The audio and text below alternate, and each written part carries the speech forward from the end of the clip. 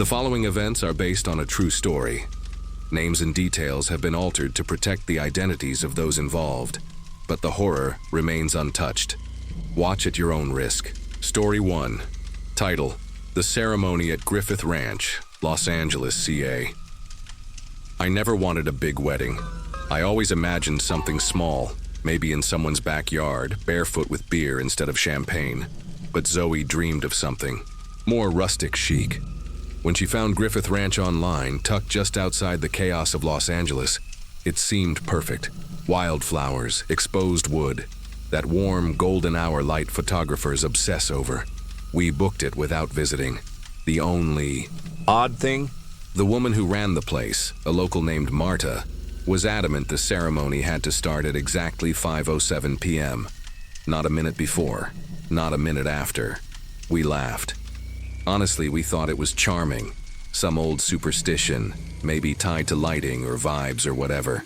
Zoe even added it to the invitations like a quirky joke. Ceremony begins at 5:07 sharp.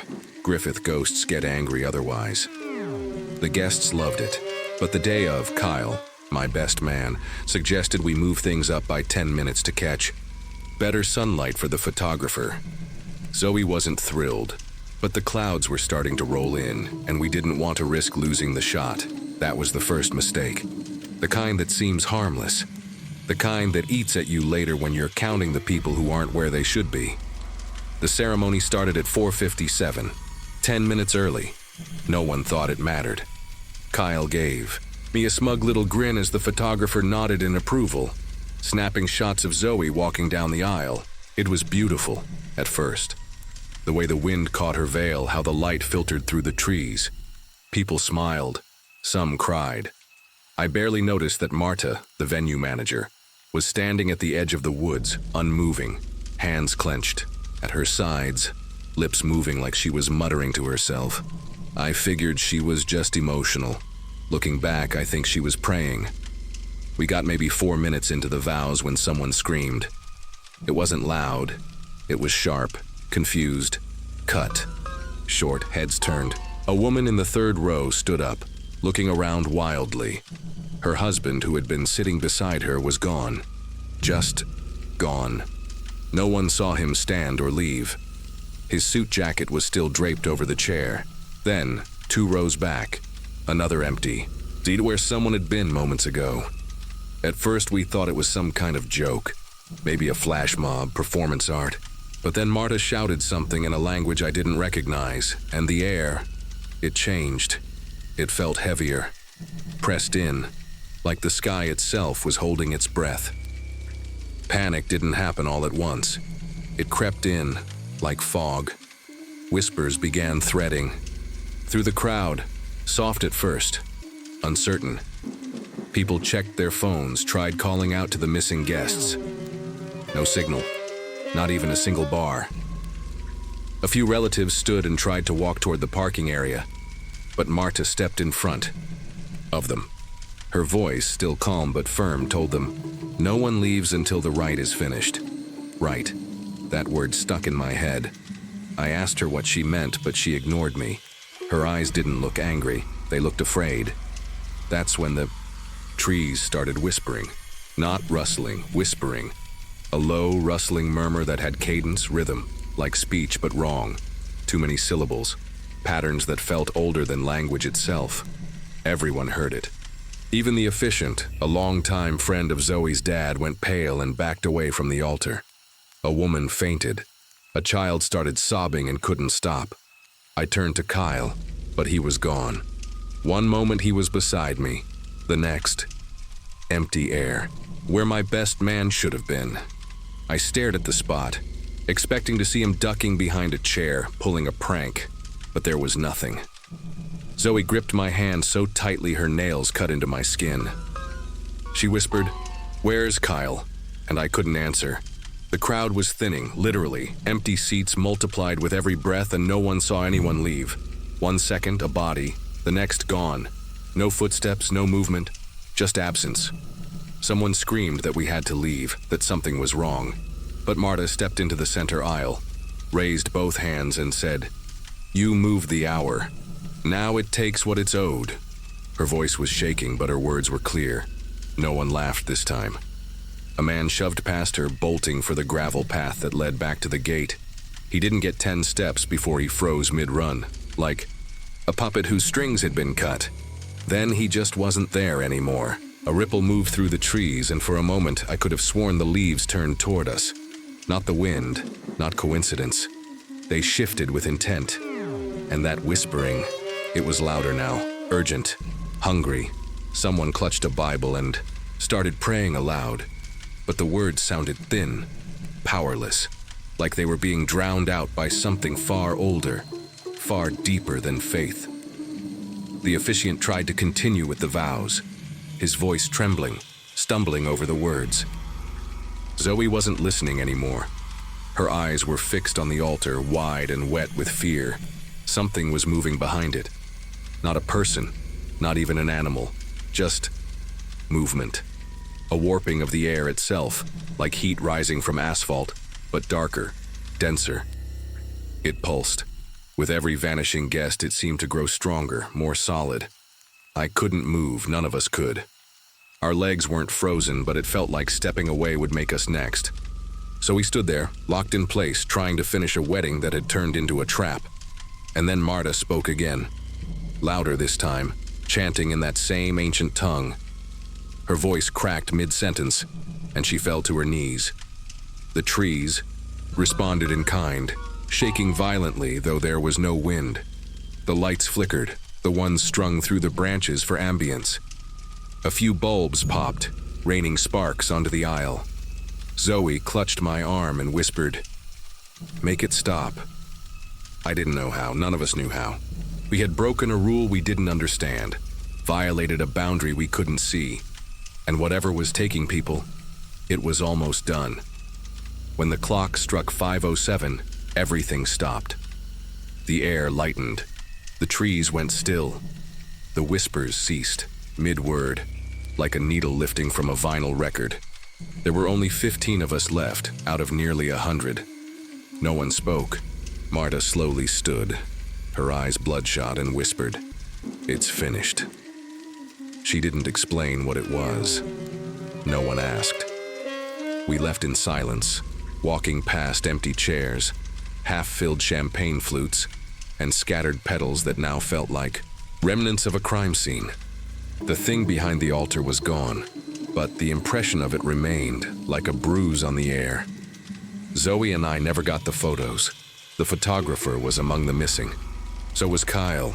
So were her cousins, our officiant, her mother. We filed a police report. They searched the grounds, found nothing, no trace, not even footprints where people had been sitting. Marta disappeared 2 days later. Her house was empty. All that was left was a torn page from an old ledger, with one line circled in red. Ceremony must begin at 5:07 p.m., under penalty of offering. I haven't slept through the night since. Sometimes, when it's just past 5, I swear I hear leaves rustling outside our bedroom window. And they're whispering my name. Please, if you've ever been to Griffith Ranch, or heard of something like this, comment. I need to know I'm not the only one. Story 2. Title: The Red Barn on Mulholland Drive, Los Angeles, CA. I've planned weddings in rooftop hotels, beach resorts, and once inside a decommissioned train car in Echo Park. But nothing has ever shaken me like what happened at that barn on Mulholland. It was meant to be a dream job. High-profile clients, ridiculous budget, secluded countryside setting. Charming but still close enough to LA for guests to Uber back to the city. The bride, Lydia, was soft-spoken but sweet. The groom barely spoke at all, but he cut the check and didn't complain. It all felt too easy, until I was handed a list of house rules for the venue. Mostly expected things. No open flames, no smoking inside. Keep the noise down after midnight. But there was one line, handwritten at the bottom, circled twice in red ink. The bride must never be left alone after midnight. At first I thought it was a joke, some old superstition thrown in to add rustic charm to the venue's aesthetic. Still, the wording unsettled me. Not shouldn't, not try not to, but must never. I asked the venue's caretaker, an older woman named Maureen, what it meant. She just looked at me for a long time and said, "Don't break the rule." That was it. No smile, no elaboration. I chalked it up to eccentricity and moved on. There were candles to arrange, playlists to approve, and Lydia's nerves to calm. The day itself went smoothly. The ceremony was breathtaking. Guests were happy. But something about that barn, the way sound seemed to echo too long, the cold drafts in places with no open windows, it left a pinprick of unease at the back of my neck all evening. It was around 11:45 p.m. when the last of the guests began to trickle out.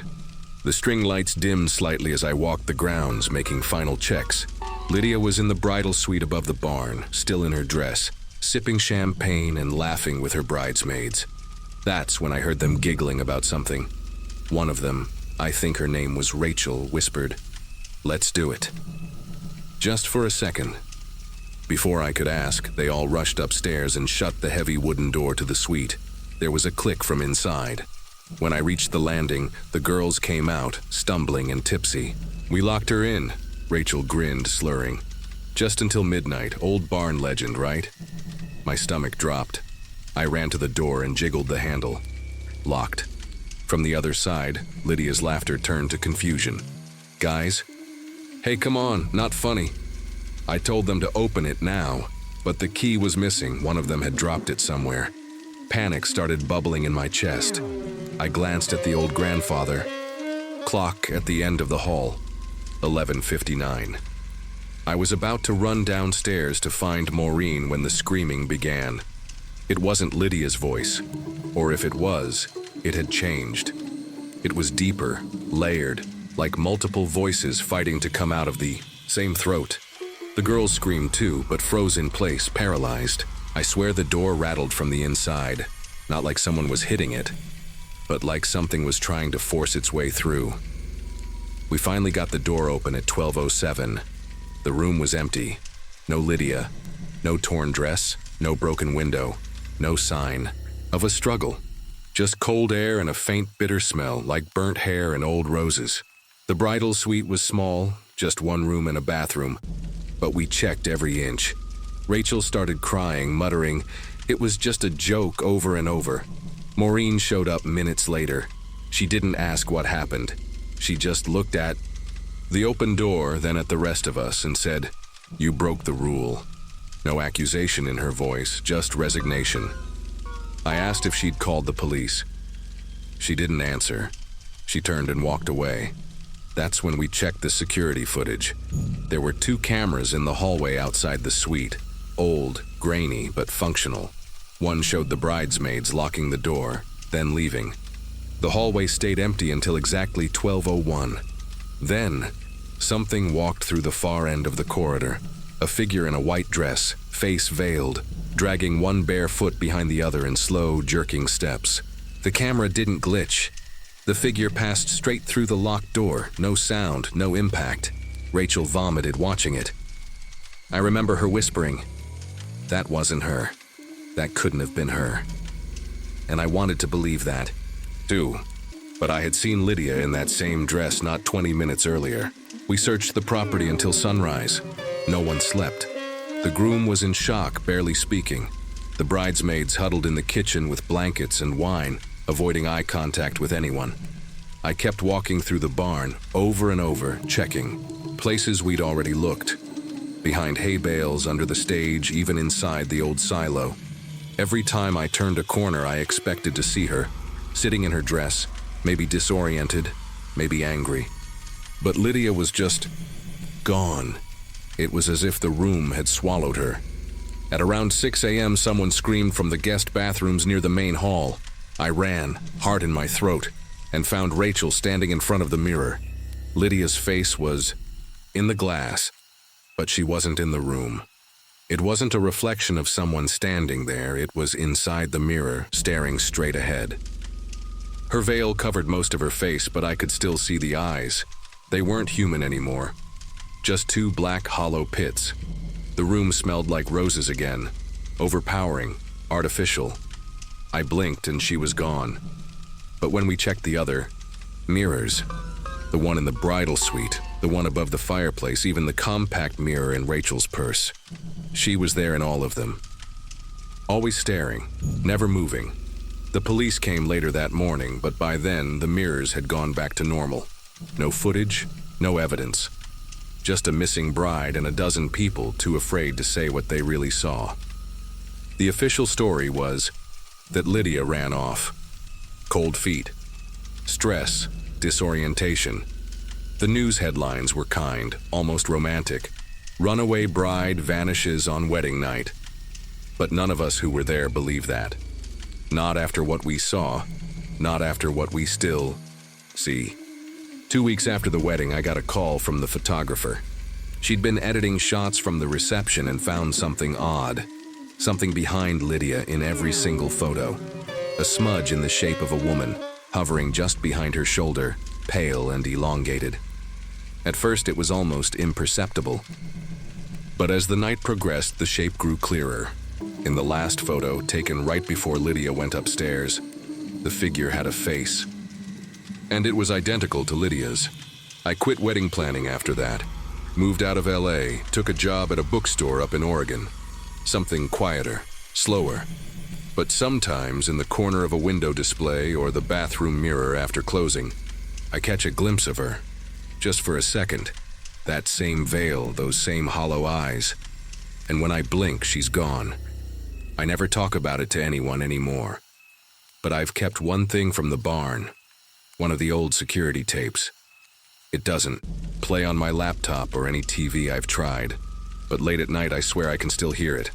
The sound of wood creaking, a foot dragging, and that same guttural scream, looping softly like a lullaby twisted in reverse. Sometimes I wonder if we didn't trap her, but released her. That rule, the one about not leaving the bride alone after midnight, it wasn't about protecting her. It was about containing something else. Something that had worn the dress before. Maybe it needed a host. Maybe it needed a door opened from the inside. All I know is that the barn was closed indefinitely. The listing disappeared. Maureen stopped answering calls. But in the wedding forums I used to browse, I've started seeing something strange. Brides, posting blurry photos of their ceremonies in different states. And in some of them, just beyond the crowd, I see her again, standing perfectly still, watching. If you're planning a wedding near the Hollywood Hills, don't choose anything rustic. Off Mulholland Drive. Don't book the barn with no address, the one that only responds through a private referral. And above all, if someone tells you not to leave the bride alone after midnight, believe them.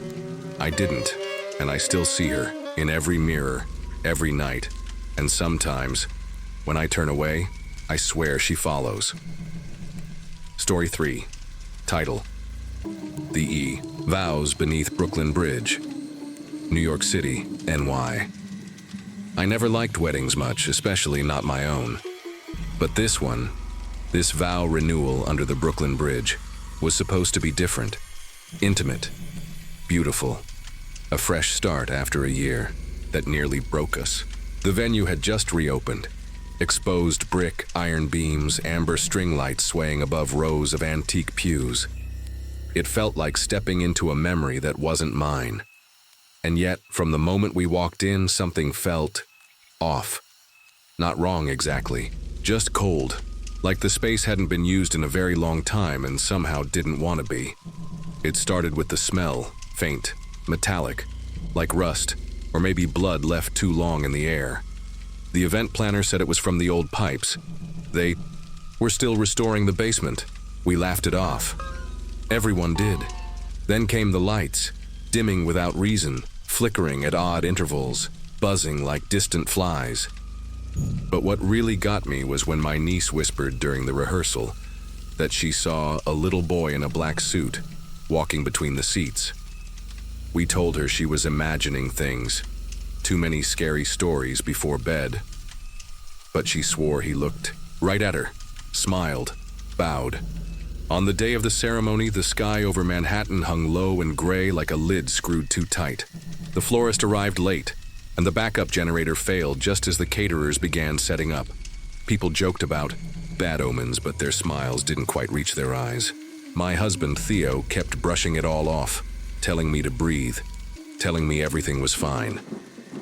Still, I noticed how often he glanced at the far end of the hall, toward the shadowed stairwell that led to the basement. It was roped off with velvet cord, but something about it felt unfinished, or waiting. When the guests began to arrive, the atmosphere shifted. Not warmer, just louder.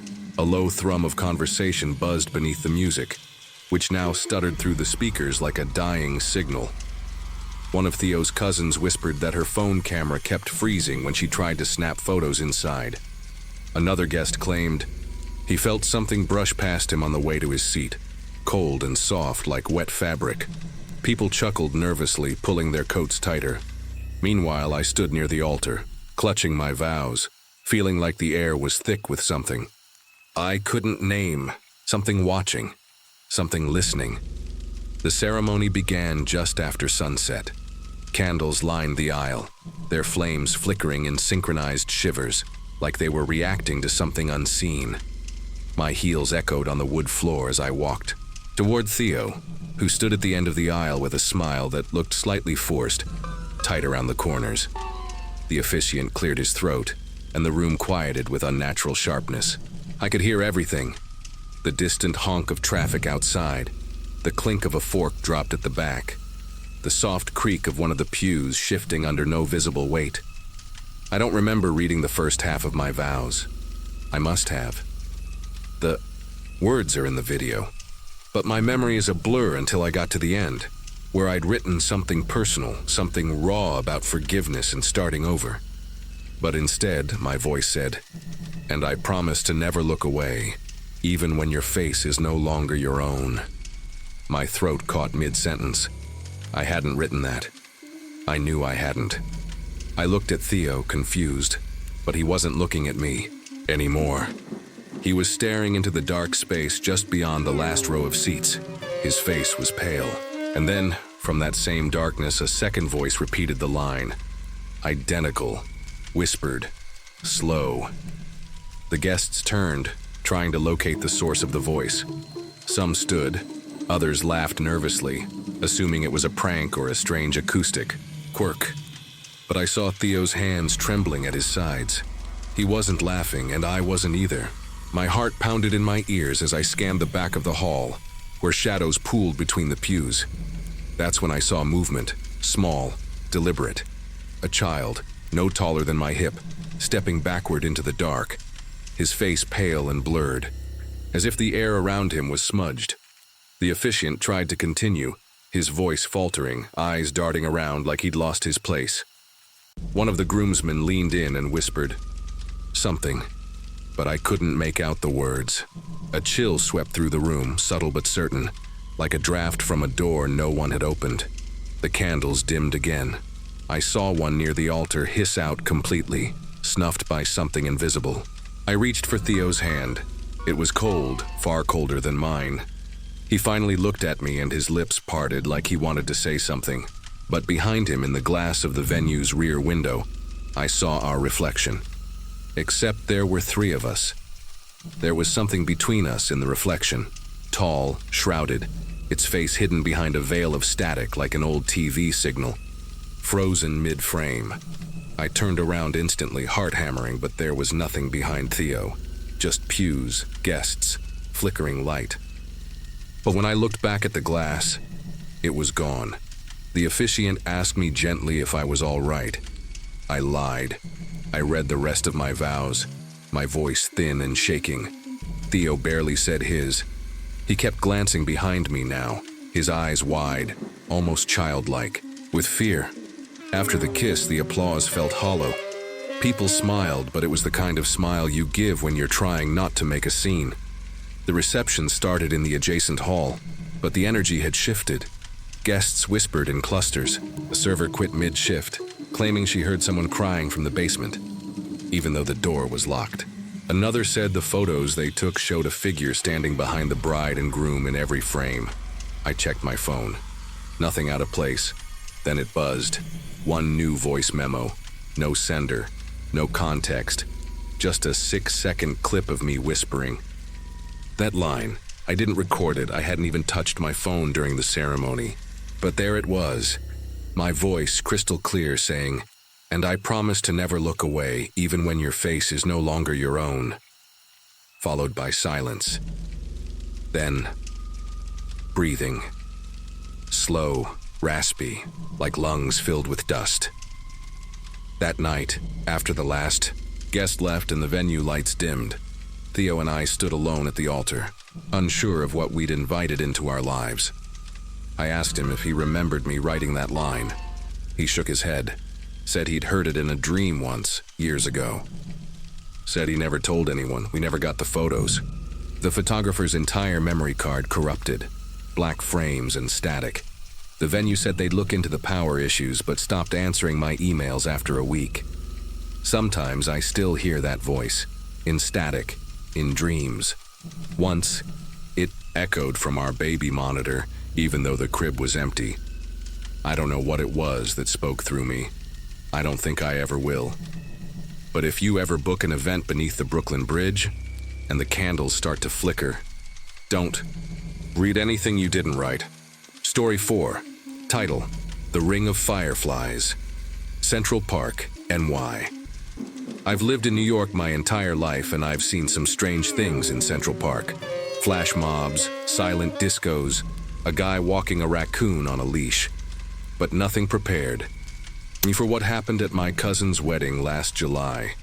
The ceremony was set in a quiet clearing, not far from the Ramble, tucked behind a thick patch of oak and elm trees. It was almost magical. Twinkling lights strung between branches, soft music from a lone violinist, and that kind of heavy summer air that makes everything feel like it's holding its breath. We were about 20 guests total, all close family and friends, standing barefoot in the grass as the sun dipped below the skyline. Everything was perfect, until the fireflies came. At first, we thought it was part of the ambiance, hundreds of them, drifting lazily into view like golden dust, in a fairy tale. But they didn't scatter or flicker randomly. They moved with purpose, forming a flawless circle around the altar where Lily and Marcus were exchanging vows. It was too precise, too synchronized. I heard someone behind me whisper, "That's not normal." Then the officiant, a local historian named Alan, who Lily had met through a preservation society, stopped mid-sentence. His face drained of color and his hands trembled as he dropped the cue cards. "This has happened before," he said, almost too quietly to hear. No one laughed. No one moved. Then, as Lily leaned in for the kiss, everything just stopped. Her lips hovered less than an inch from Marcus's. His hand was still cupping her cheek, but it was stiff, frozen like a statue. The violinist's bow hung midair, suspended on a silent string.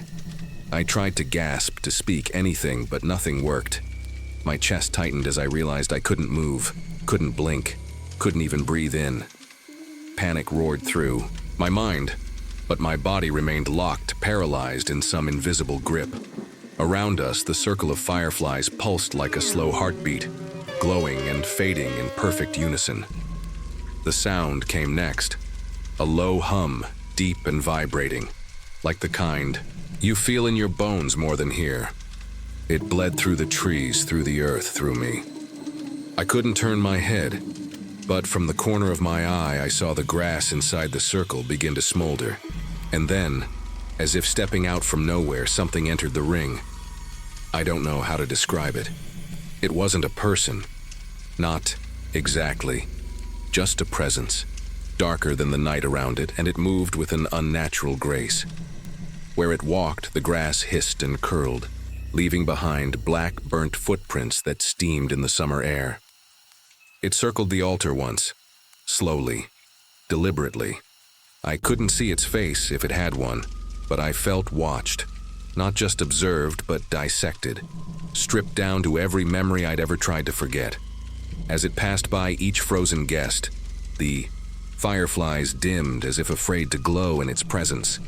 The air grew colder, tighter, like being underwater. When it reached me, I felt a pressure on my chest so heavy I thought my heart would burst. It didn't stop. It didn't touch me. It just passed, and the humming got louder. For 2 hours it walked the circle, no break. No sound but that unending vibration and the crackling hiss of burnt grass. Time didn't feel real anymore. I couldn't even cry. Somewhere in that frozen horror, my thoughts started slipping, unraveling. I began to wonder if I had died standing, if maybe we all had, and this was some kind of cosmic waiting room. But then, just as the last sliver of sunlight vanished from the trees, the presence stopped. It stood still at the exact point where it had first appeared, and vanished. The instant it disappeared, everything snapped back. The sound of birds, the distant murmur of traffic, the violinist resuming the note he'd been holding like nothing had happened. Lily and Marcus completed their kiss, none the wiser, smiling as if the moment hadn't stretched into eternity. The guests shifted, blinking, murmuring confusion. Some fell to their knees, gasping, crying without knowing why. I collapsed, my legs finally remembering they were part of a body. Alan, the officiant, had gone ghost white. He stumbled away from the altar, muttering something about 1871 and the ashes. No one else seemed to remember, not even the couple. When I tried to talk about it at the reception later that night, people just laughed it off, called it wedding jitters or an overactive imagination. But I saw the burn marks. That perfect circle, scorched into the grass like it had been branded there. The park staff blamed a rogue campfire. But I know what I felt, what I saw.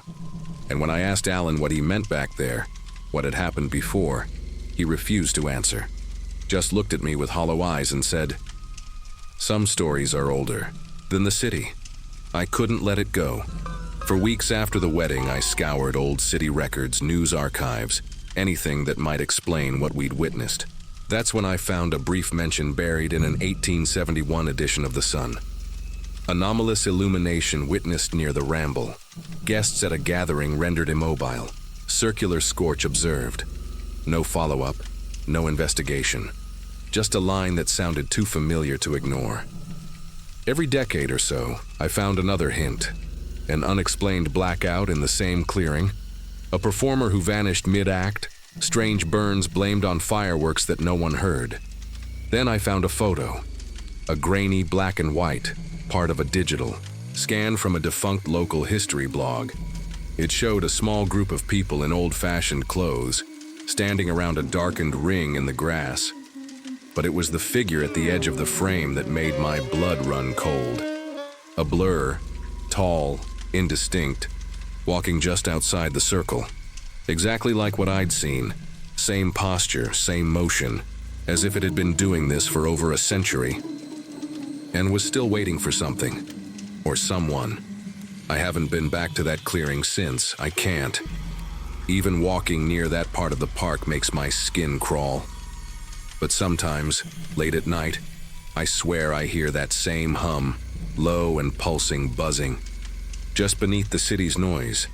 Once I woke to find fireflies on my windowsill, 5 of them spaced evenly in a line. I watched them for nearly an hour before they flickered out, one by one, in perfect rhythm, like a warning, or a countdown.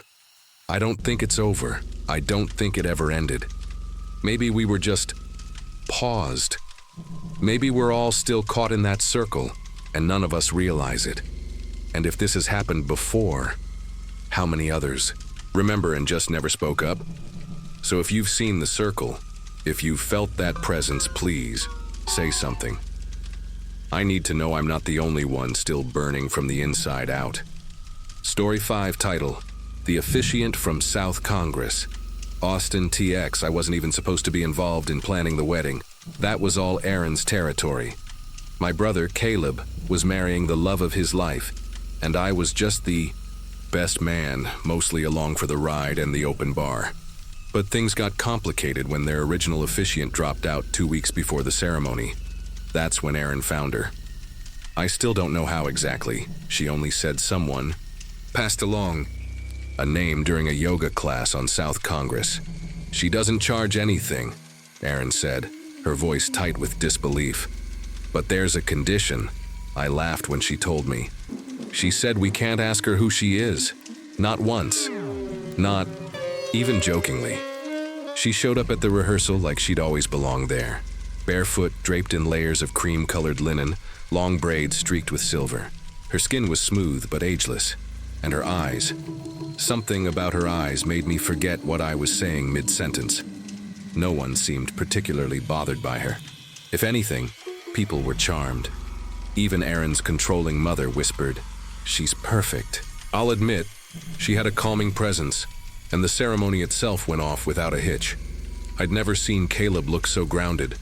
But later, after the sun dipped behind the hills and the twinkle lights blinked on, I saw Mark, Caleb's younger brother, at the bar pointing at her, slurring something under his breath. He stumbled toward her with that same dumb grin he always wore when drunk and about to do something reckless. I didn't hear what Mark said to her.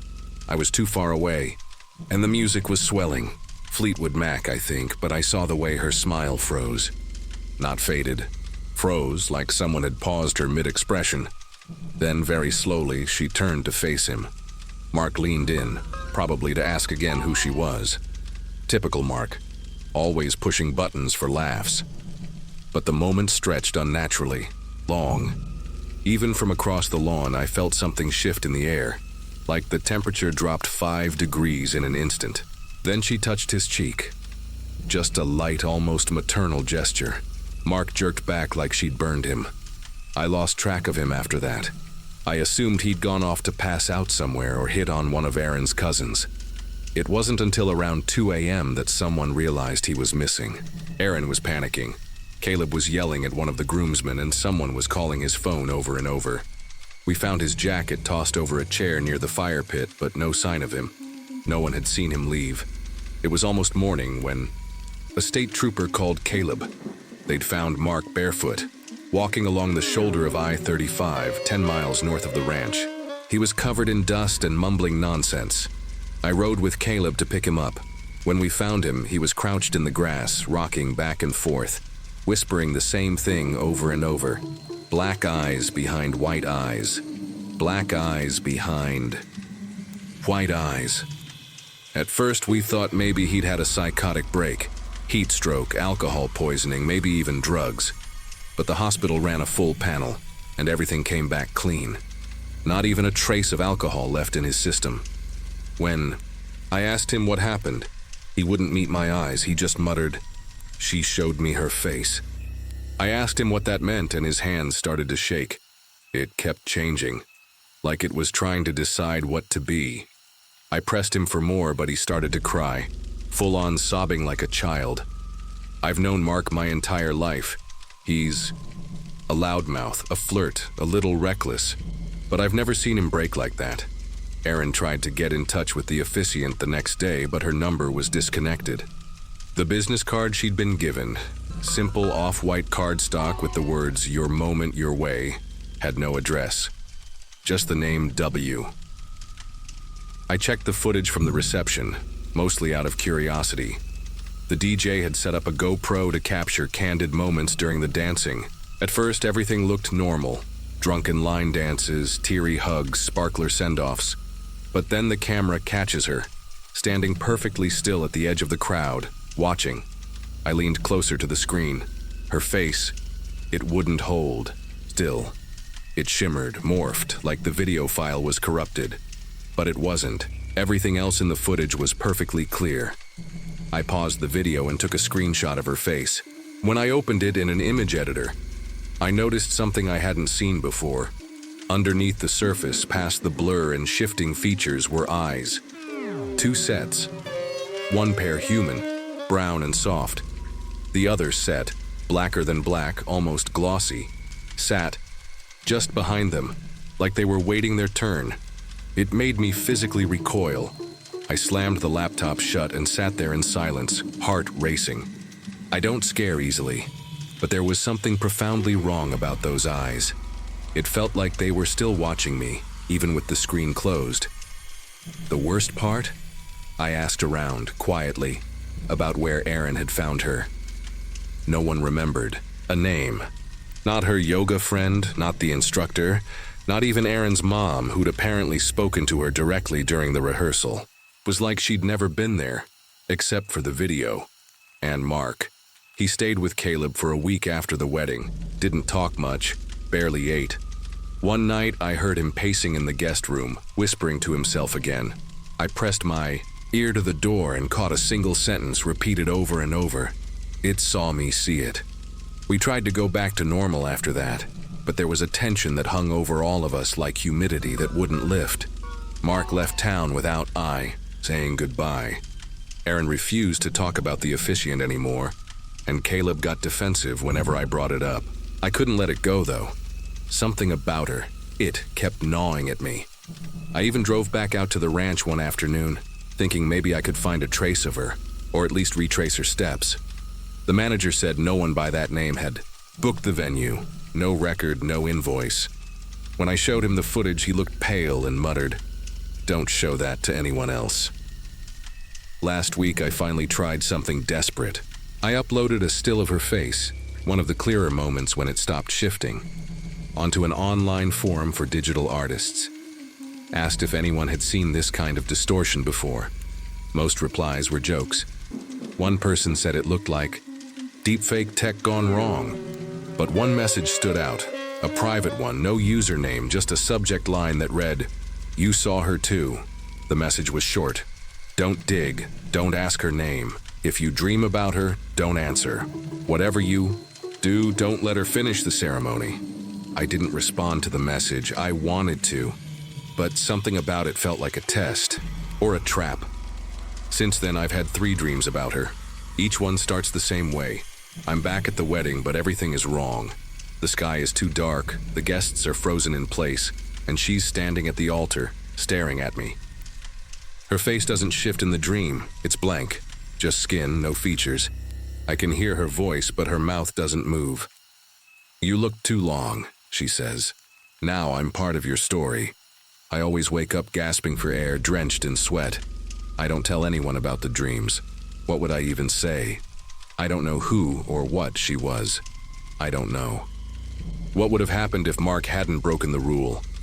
I just know that something changed that night, and not just for him, for all of us. Sometimes I still catch her in the background of my photos, weddings, parties, even one from a grocery store security cam, always in the distance, always watching. So if you're planning a wedding near South Congress and someone offers to officiate for free, say no, or at least don't ask her name. And if you've already seen her face like I have, please, for your own sake, tell me in the comments. I need to know I'm not the only one.